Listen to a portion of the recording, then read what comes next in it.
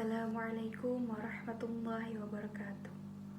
Innal hamdalillahi nahmaduhu wa nasta'inuhu wa nastaghfiruhu wa na'udzu billahi min shururi anfusina wa min sayyiati a'malina may yahdihillahu fala mudhillalah wa may yudhlil fala hadiyalah. Wa asyhadu an la ilaha illallah wa asyhadu anna muhammadar rasulullah.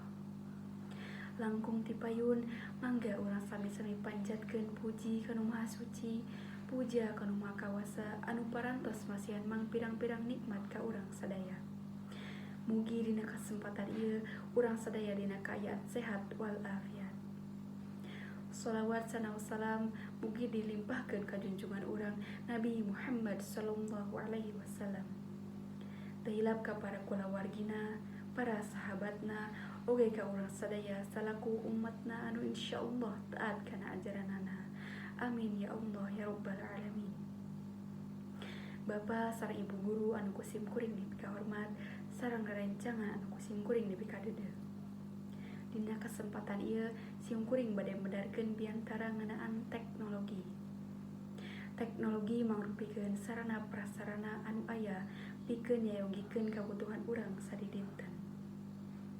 Utamina dina waktos ayeuna ieu teknologi mangrupikeun hal anu penting tur utamina dina nyayogikeun kabutuhan urang sarerea. Tetapi dina ayeuna wabah anu ayeuna nuju panas-panasna urang sadaya kedah ngawatesan sababaraha kagiatan. Salah sahiji contona kuring salaku murid ngaraos tengah gaduhan kawajiban.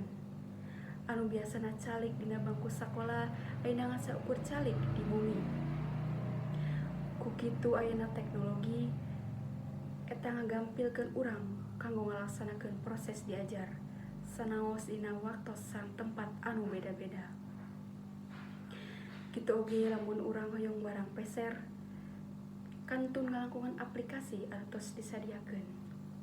Bapa, ibu guru, sareng para hadirin sadaya, rupina cekap sakitu anu kusim kuring kapihatur, hapunten bila aya kalepatan dina cacariosan, oge nyuhun dihapunten tina sagala rupi kalepatan.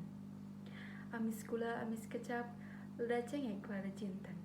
Salah kecap, salah ucap, abdi nyuhun dihapunten.